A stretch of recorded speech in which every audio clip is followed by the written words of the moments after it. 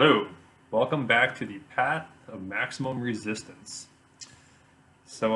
Today I want to tell you a war story. First, let's kind of retract back to the intro before I get into this. I just want to kind of reiterate some things that are important to me about this vlog. First of all, as you can tell, this is straight from the heart. You can tell by the lack of professionalism, and I always point that direction when I'm thinking about the amateurism of what I have going on here. It's because this is my apartment. This is where I live, my cleaning supplies, and as you can tell, I live sort of austere isn't the right word, but I'm one of those people, like I cut the cord a long time ago. Ever since I moved to California, I've never had cable. I'm not a person who's ever needed a whole lot of things as far as entertainment. I've always been more of a sort of a nerd, kind of like to read, get lost down rabbit holes on the internet. In any case, I'm only telling you all that because it's going to be reflected in this vlog a lot. The most important thing, the biggest value that we have here is honesty. I'm going to tell you things, well, first of all, you should know that I'm an honest person by nature. It's just the way I am, and I'm open. And I'm going to tell you stories that are 100% true, and the honesty has no value to me in the sense that some of these stories should be hidden. Today's not so much. Today's a war story. It's a crazy story, but it's a true story. There's nothing about it that's particularly controversial, although I have some combat stories that are, and they'll be told, and some stories about myself that don't quite put me in the greatest light. But this one isn't that. This is just a story that had a significant impact on my life, and it's something that should be more newsworthy and never has been, which has always sort of been a surprise to me. But it's very important to me that you understand that everything I say is very true, very honest, very open. If this ever gets any sort of following and people start asking questions, I'll always answer them honestly. And again, there's things that are sort of disparaging to me that I have no problem sharing. That's what this is all about. And this doesn't work if you can't trust what I'm saying. Other than that, the only other things that I want to kind of convey before we start is that, again, this is all off the top of my head. I want this to be sort of organic. Like I planned, like I thought about it. I was like, oh, I want to tell the story of a certain day and a certain combat event. But outside of that, I don't have like any written notes. I don't have anything like that. I'm just telling the story as the events occur in my head. And kind of like I want to feel like this is a conversation, which is another point that's important to me. And I gotta be honest, like I said, that's all I have. I'm not a person who has like a ton of friends. I don't want to say like, not a loner so much, just from circumstances. Like I've moved a lot. I was battling a lot of demons for a long time, so I wasn't a great person. And I moved to California at a certain age where like, it's hard to just make friends when you're like in your mid-30s, right? Especially when you don't drink. Like a lot of those opportunities just aren't there. And I didn't work in the type of environment, like in every work environment I've had, I've always been the youngest person significantly and the only single person, which hasn't lent itself to making a big community of like-minded folks. And then on top of that, I've changed so much that I don't relate a lot to a lot of my military friends. And so I'm just sort of in this interesting place as far as all that goes. So the reason I'm telling you that isn't to shed insecurities or whatever the case may be, is that I want this to be that. I hope that if people do enjoy the stories I'm telling and do want to hear more, that we can make this into a community. I'll build a website, I'll have a Twitter account and stuff like that, and hopefully we can communicate back and forth, and maybe this can be something more than just me telling stories. Maybe there can be a community. Who knows? But for today, we're going to talk about, well, I'm going to tell you a war story. In fact, I just saw this, a little glimpse of this. I have a full sleeve of tattoos, which actually tell my combat story, actually tell my life story. It actually starts with, I'm having trouble sort of showing you where, but down here there's a soldier. And it's very supposed to be dark and sort of traumatic here at the bottom with the eye crying. That was sort of the dark period of my life, and as it floats up it goes up into this angel and happiness and roses and stuff like that, which is supposed to signify the peaceful place I've eventually come to, though it's fleeting. Um, but that was sort of a digression. But it does bring us full picture to the war story I'm about to tell. So, if you watch the intro, you know that I said that I joined the Army active duty right after high school. I actually joined the reserves when I was 17. I was 18 when I was on active duty, and I was in combat before I was 21. In fact, I was a sergeant leading soldiers before I was even legally allowed to drink. I'm actually pretty proud of that. The Army has a policy that you can only become a sergeant after 24 months time in service. I must have did something right because I made it to sergeant at literally 24 months. I actually had my promotion sort of board. Back then you still had to go to a board to make E5. I actually went to the board at 22 months, and then 2 months later when my 24 months time in service had passed, I pinned on sergeant. And so I was literally like a 20-year-old sergeant leading soldiers in combat, about as young as you can possibly be in that situation. Whatever. The story I'm about to tell, I wasn't quite at that point. This was during my first tour of Iraq. So I'm in 3rd Infantry Division. I'm a private. My job, as I mentioned in the intro video, was as a forward observer. The actual military term, for those of you who are familiar, I'm sure there's some of you watching, is fire support specialist. Fire support is the people who, well, it's funny, if you think fire support, you think like firefighting, nothing related. Fire support is all of the indirect, oh, my hands are wet, sorry. Fire support is all of the indirect fires that are used to support troops in combat. So the forward observer would go out in certain teams, either with reconnaissance teams or with the light infantry, or however the makeup of the unit might be. The forward observer is the one who's communicating with the airplanes and the artillery, helicopters, in some aspects, naval warships, and they call in the fire, the indirect fire support that supports the troops on the ground. So that was my job. I was a forward observer. So during this first tour, I was actually with a group of forward observers called a Combat Observation Lasing Team. That's COLT, C-O-L-T. In case I wasn't enunciating very well, it's Combat Observation Lasing, as in lasers, team. Reason for that is because we had our own special like Humvee that had equipment that was made specifically for lasing, using lasers to identify targets. Like we could put up a piece of equipment, shoot a laser at it, and it would give us the grid coordinates, or it would give us coordinates that we could use to calculate grid locations to targets that we would want to destroy.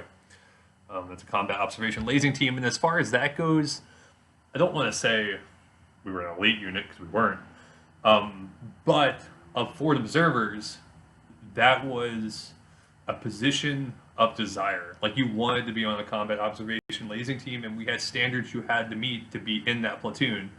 You had to do a more rigorous PT test. You had to be able to do your ruck march, and I think it's 20 kilometers in 3 hours. Just certain standards that for a typical forward observer you wouldn't have to meet, but you did have to meet to be a part of that unit. Whatever. So we felt like we were special. We weren't. But that's where I was, and at the time, we were organizing the 3-man teams, of which on my team I was the youngest, most junior soldier. So I was basically the Humvee's driver. Sitting to the right of me would be the team leader, and then up in the gun would be who's actually considered the forward observer of the team, a specialist, an E4 in rank. So I was basically like a PFC driver. My buddy Mike, and I'll say names, hopefully don't mind me mentioning names, especially when I'm going to probably honor them in the greatest light because they deserve it. But the gunner on my team was a guy named Mike Dalton, and my teammate, my team leader was Phil Wilkins, who at the time was a sergeant. Before I can even get to the war story, I should probably tell you, like, every team has a personality, right? And our team was definitely like the partiers. Mike and Phil had been in the unit much longer than I had. Like I was the most junior soldier, and they were just like, you gotta remember 3ID before Iraq, like they weren't fighting wars, right? It was a whole different sort of circumstance. So being in the Army was a different story back then. Like people partied all the time, and it was just like, I don't want to say it was like a fraternity, but it was just different. It wasn't like the combat environment that we know now. So Mike and Phil were sort of rock stars in that sense, at least in my eyes, right? But and those super capable soldiers by every aspect. I wouldn't say that within our platoon, like if you were thinking of the super soldiers, it probably wouldn't be them. They were more of the team of like party, have fun, work hard, play hard. I guess that's kind of what I'm getting at. Anyway, um, but we had fun, and like I was really honored to be on that team. Like I think I might have been on a different team before that, and when I got switched to Mike and Phil's team, like I was really excited. I'm not sure how excited they were to have me, because I was a little bit more like a stick in the mud relative to them. Even though I partied and I was crazy, I wasn't as cool as them. That's for sure. So it took some adjusting at first, but we ended up all getting along well. But I was really excited to be on that team. So going to Iraq on the combat observation lasing team with Mike and Phil. Now my actual unit, I was in a field artillery unit called the 1-9 Field Artillery, but we were actually augmented to a cavalry unit, Echo Troop 9th Cav. And Echo Troop 9th Cav, their job was they were 2nd Brigade, 3rd Infantry Division's reconnaissance team. So, figuratively, I guess you could say, the idea was that this unit, Echo Troop 9th Cav, would perform reconnaissance for 2nd Brigade, 3rd Infantry Division. You know, go up ahead of them. 2nd Brigade being not an armored division, but a mech infantry division, meaning that all of their infantrymen were in not tanks, but Bradley fighting vehicles, which are basically miniature tanks, for lack of a better word. So we weren't like light infantry; we were definitely up armored. But of those people, of those units, we were the lightest armored. We were just in Humvees, and our job was to go ahead and scout out areas ahead of the forward line of the brigade. In actuality, that's not what we did. And so it's kind of funny when I call myself the Brigade Reconnaissance Team, I kind of do it with a chip on my shoulder because we didn't really recon anything. So it's cool to say you're a part of a reconnaissance unit, but at the same time, you don't want to oversell your experience. And so I like to give all the caveats when I tell who I was serving with. In any case, our basic job, well, let's go back first of all. So we were in Kuwait for 6 months prior to the Iraq War starting. Man, I could tell you so many stories, but Kuwait back then was nothing. It was just a bunch of tents in the desert. Like Kuwait, well, I couldn't even tell you now, but even back into like 2007, they had built it up so much. Once the Iraq War started, the infrastructure in Kuwait just exponentially blew up. It became huge. There was like subways, restaurants, coffee shops, internet shops. But back in my day, but no, seriously, like in 2002 or 2003 when I was in Kuwait, it was just tents in the desert. If you wanted to get on the internet, you had to wait a few hours for like 10 minutes on the internet. It was in or out. Sometimes it would disconnect. It was super slow. When you wanted to call home, it was called a morale call. We didn't have satellite phones. We had like this phone system where you would call back to Fort Stewart. Fort Stewart would then dial the number that you wanted to call. Sometimes it would connect, sometimes it wouldn't. You'd only have so much time. People were waiting in line. It was bad. I used to tell people during that first tour of Iraq that I would rather do multiple tours of Iraq than one more 6-month tour of Kuwait the way it was, because boy, it was boring. It was just so boring. And the very last month in Iraq was, as far as boring goes, just the worst. What happened was in Iraq, in Kuwait. If I've been saying Iraq, I meant Kuwait. The way we were situated were in these camps of tents, which we called cabals. And for some reason, they ended up changing the name from cabals to camps. But they were like Cabal, New York, Cabal, Virginia, Cabal, Pennsylvania, Cabal, New Jersey. Eventually becoming Camp, Pennsylvania, Camp, Virginia, Camp, New Jersey, and so on. So as the Iraq War was about to kick off, which, going back to this, as soldiers, we didn't really know if it was going to happen or not, which is interesting. And I have plenty of stories about that. But again, this is all sort of setting the environment for the real story I want to tell you. But I do want to quickly tell you about this, by why it was so boring, and this will all sort of go hand in hand, is that, sorry, my phone's ringing, super professional here. That last month in Kuwait, they figured that the Third Infantry Division had vehicles, right? So we had ways of living and sustaining ourselves, outside of our tents. One of the units that also participated in the first, OIF one was the 101st Infantry Division, which is a air assault division, light infantry, and they don't have many of their own vehicles. So basically, long story short, that last month in Kuwait, that month before the Iraq War started, what they did is they gave 101st our camps, the camps that we had been living in for 5 months at that point. The 101st took over, and they pushed the 3rd Infantry Division out into the desert, and we lived in our trucks. Like, we literally circled our trucks up into a big circle in the desert, and we sat there for a month. And, like, I literally mean we sat there. Like, we had no way of really training. It was just too incredibly hot. So we literally sat in our trucks for a month and played Pictionary. We would like play these games where it would be like, how much money would it take for you to do some obscene thing? And we would just ask these crazy rhetorical questions or hypothetical questions and just try not to go crazy for a month straight. It was insane. Part of that though is I somehow got my hands on a little analog Yahtzee game. It was just a little toy battery operated box that I could play Yahtzee on. So I used to play that game all the time. So I'm going to skip ahead a little bit. So we actually rolled into Iraq in March. And again, I have stories about how we didn't know that the war was starting. I was part of a reconnaissance unit, yet I didn't know I was going to war. We heard rumors, and then all of a sudden we were calling in artillery and we were riding into Iraq.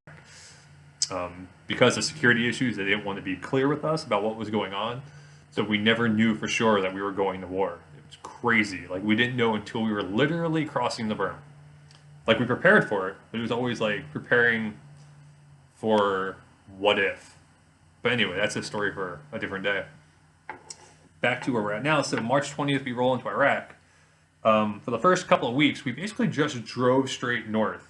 I have some great stories. I have stories about the Corps Lurs team. I was trying to think of the actual unit name. Awesome story where we evacuated some Corps Lurs guys. These guys were some crazy dudes who had been fighting in Iraq since prior to the war actually starting. I ended up touching base with one of the people that we evacuated, who ended up being in a different unit of mine, and we became best friends for a long time. That's a great story, which I'll get back to one day, so you need to watch. Listen.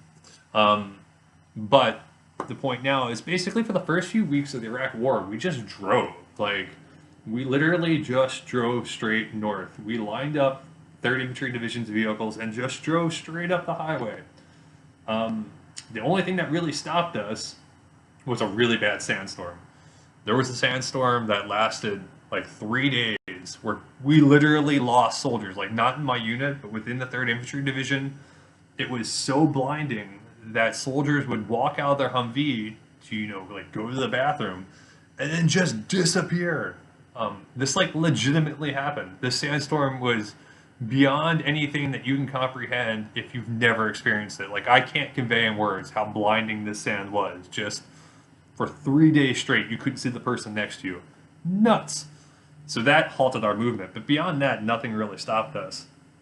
So we're rolling north, doing our thing.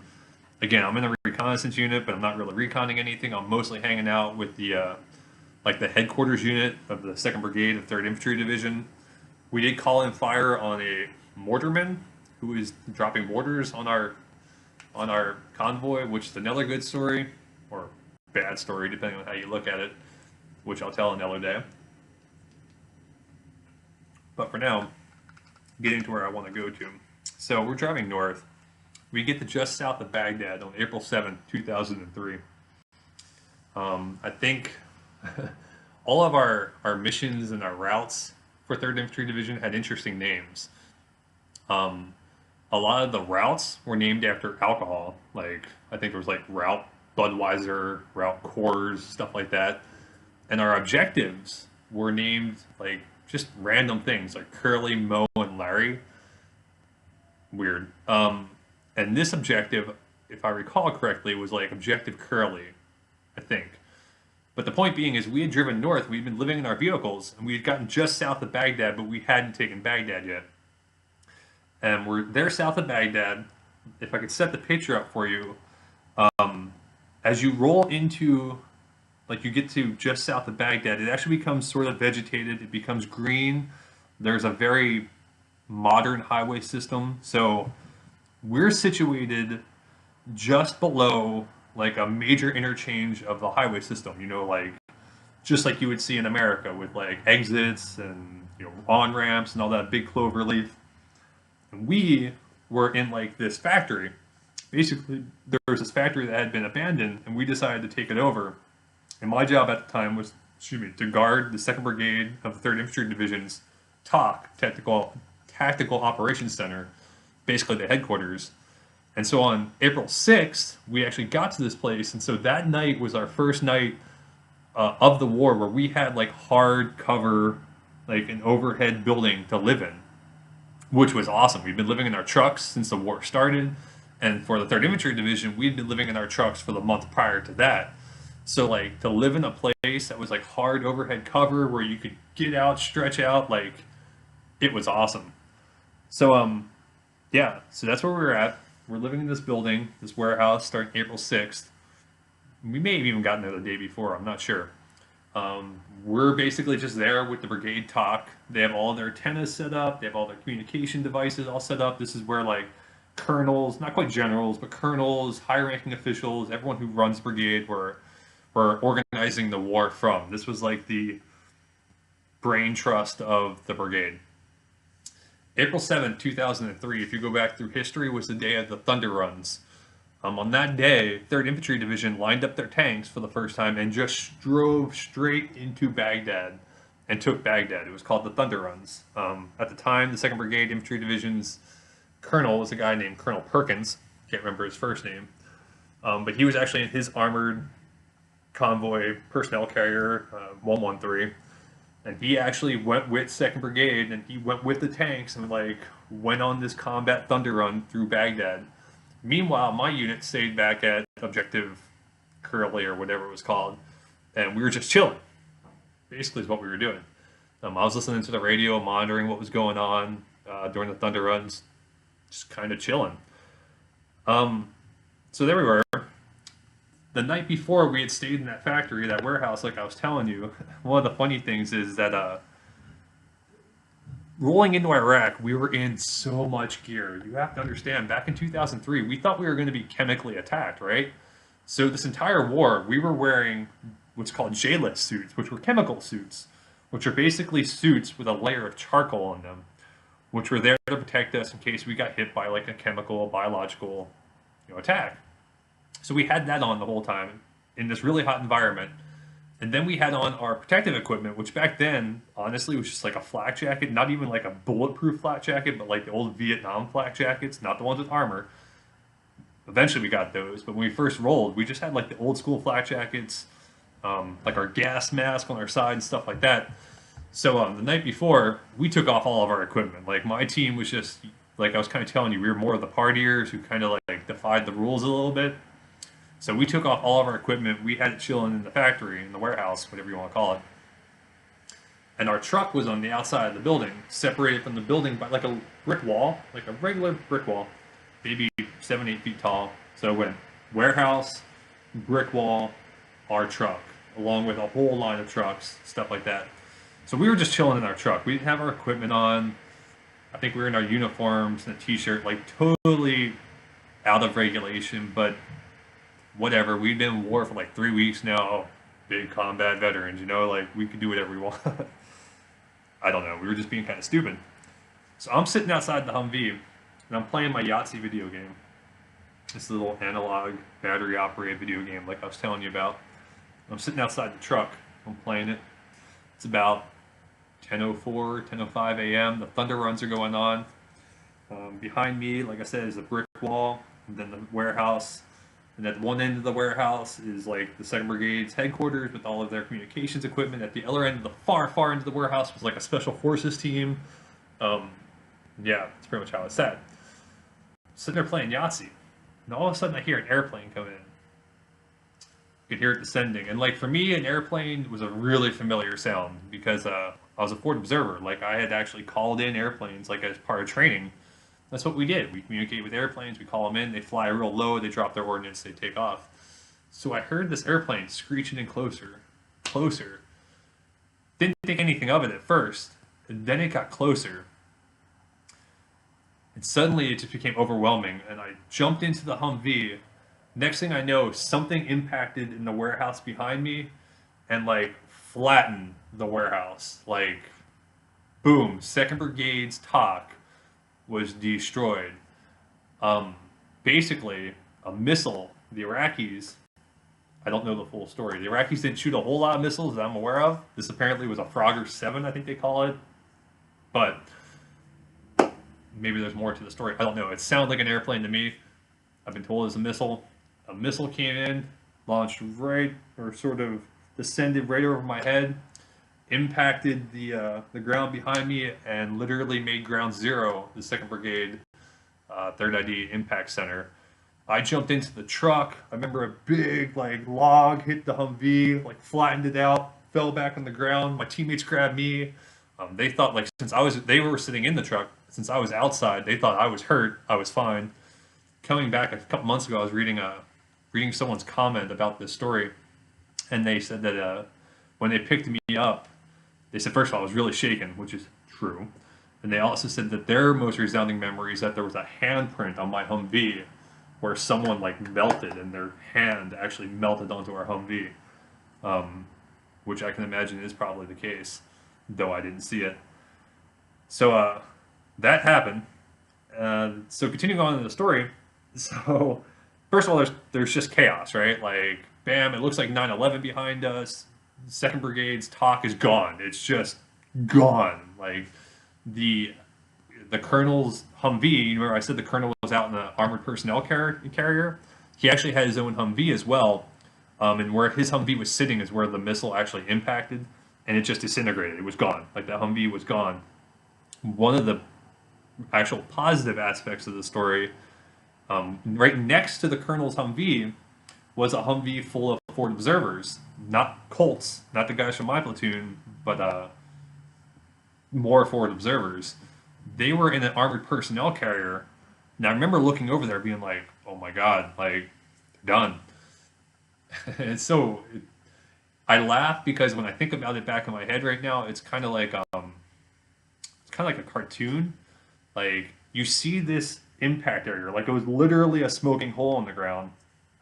You see this Humvee that was just basically gone, besides like an axle, and there's just destruction everywhere. There's fires going off here. There's people running around, and you see this 577, this big armored personnel carrier, and it's just sitting there, like, just right in the impact zone. And here's the cartoonish part. All of a sudden, it just starts going, and like it's like the little armored personnel carrier that could. Anyway, those dudes made it out fine, like without a scratch. Well, maybe with scratches, but like without any significant injuries, though super shaken. Like they just absorbed a missile hitting their spot like dead on and just drove out of it. It was amazing. Now, back to my team. So it's kind of interesting the way the mind works in this sort of environment, because the first thing we thought of when this rocket, well, maybe not the first thing, but one of the initial things we thought of after this rocket had hit was that, oh my God, in the warehouse was all of the equipment that we were supposed to be wearing. So if you know anything about the military, sometimes what's more scary than the actual combat environment is like the authoritarian environment. Like if they found out that we weren't in possession of our equipment, like our chemical suits and our flak jackets, we'd get in a lot of trouble. Like we weren't supposed to be sitting in our trucks without our equipment on. So my teammates, Mike and Phil, they were like, listen, we're going to run back into the building. This building, imagine, is like collapsing. It's on fire. Crazy stuff's happening. They're like, we need to run back into that building and get our equipment, or else we're like in super trouble. They're like, Steve, me, they're like, hey, move the truck out of the way. You have to realize our truck has like gas cans on it externally. It's like, it's not a safe place to be. Well, I shouldn't say it like that. Like, it's not the place. It's sort of a fire. Basically, I guess my point being, like, if this place is burning down, you probably don't want to be in a truck that's full of like fuel and stuff like that. You want to get it out of the environment. So thinking smartly, they were like, "Hey, we're gonna run back in the building. You just evacuate this truck and get it out, like get it away from the building." So that's what I did. I just kind of drove the truck away. I tried to help put out fires, and like I didn't do anything like heroic. Like I just kind of, I was shook. Like I was straight up shook. My teammates, they run back into the building to get our equipment. As they do, crazy enough, they start pulling people out. Um, the story goes that they went back into the building to rescue people. Not 100% the truth, but ultimately that's what they did. They pulled a couple people out of the building. One person, they prolonged his life. Um, he ended up succumbing to his wounds, but like he was in the building where he was like, you know, and they pulled him out and they did just some heroic things. And after they got our equipment, those two dudes ran back into the fire and they were just like, they were superheroes. So, definitely want to give a huge shout out to Mike Dalton and Phil Wilkins because they did superhero stuff. They were eventually awarded, I think, Arcom and V, maybe Bronze Stars or Arcom and V devices. They got awards for their heroics and they were deserved. Like they ran back into a situation that was insane. Um, Basically, so that's more or less what happened. Like, boom, rocket hits, flattens the building behind us, just destruction. And the crazy thing is, this is 2nd Brigade's talk. This is like the headquarters element. Reporters were there. Some reporters died. We lost a few people. And this like never made the news. Like I've actually come back and looked it up. And if you search really hard, like if you Google 2nd Brigade 3ID April 7, 2003, you'll see an article that I wrote. And you'll see bits and pieces here or there. But like it didn't make the news. I know it was overshadowed by the Thunder runs being much more significant. But if those Thunder runs hadn't have happened that day, this would have been like the story because this was like a big deal. My argument or sort of conspiracy tin hat sort of idea was that we were hit by the Air Force. People I trust tell me I'm not right about that, so I trust them. And so I'll go with it was a Frogger 7 that the Iraqi military shot at us, and sounds about right. But to continue, that was the worst day of my life. I can't tell you, April 7th, for many years after, was like an anniversary of just dread. And even beyond the anniversary, the sound of that missile incoming, like, literally shook me.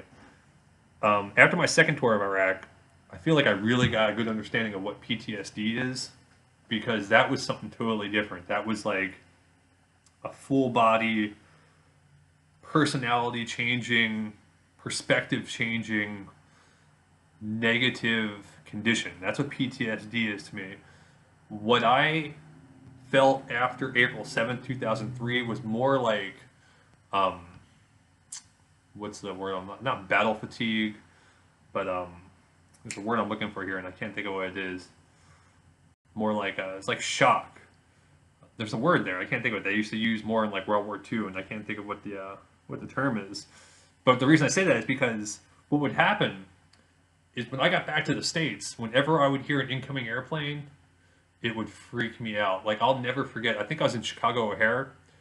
I was flying somewhere where they had like a National Guard base or like an air base right next to the commercial airport. And I'm going to the terminal, and all of a sudden they had like their National Guard or their air, whatever, jets landing on the adjacent airfield. And so I heard like a jet, like a fighter jet coming in lower and lower. And I'm on like one of those walking, like, you know, like the automated tarmac things that they have in the commercial airports. And like I'm ducking down, like literally having like a flashback. Like that would happen for the longest time. Every time I heard an incoming airplane, I would just literally have the shakes and like flash back to it. In fact, because I can always laugh at myself, there's nothing else in life. You can't do that, right? Many years later, my buddies and I was in college in Tampa, Florida. We went to WrestleMania in Orlando. Like we weren't planning on it. We just happened to be in Orlando. WrestleMania was that day, so we got tickets and we went. And it was being held at the Citrus Bowl, which is an outdoor arena. And being that we bought tickets like the day of the event, we had the worst tickets ever. We were at the very top of the Citrus Bowl. Well, before WrestleMania started, they had a flyover. And like, it's a flyover. I know I'm safe, right? But yet, I was so scared. My friend actually taped it, or recorded it. And like as the flyer was going, I'm like ducking under the seats just because like it would freak me out so much. In any case, I think it's something I've mostly have gotten over. I can hear airplanes now. I don't really have an issue with it. Every once in a while, like I'll hear something and just be like kind of taken back. But this year, I remember for the first time, April 7th happened. And I actually made a comment about this on my Facebook. April 7th, this is the very first year where it wasn't until like 9 o'clock at night where it occurred to me it was April 7th. So that's kind of a good thing. Like I'm getting over that aspect. Like I don't have that same recurring shock about the event. But yeah, that occurred. I'm trying to think of what else to tell you about it. There isn't much. But so April 7th, 2003, Google it. Maybe if you were part of it. I know every once in a while when I talk about this, people are like, oh, I heard about that, or like, I was in that unit, or I was near there, or I was in the Thunder Runs when that was happening, or whatever. Feel free to comment under the video. Like again, as like maybe I get more established and make these videos, we'll have a community, we can kind of talk about these things. I have many more funny, more sad, more tragic, more adventurous, more mundane, more boring, all sorts of assorted combat stories, and stories not combat related. I don't want this to all just be a military tale. I think that doesn't do my life justice. But that's where I wanted to start. That's a story that it's not the most impactful story of my life.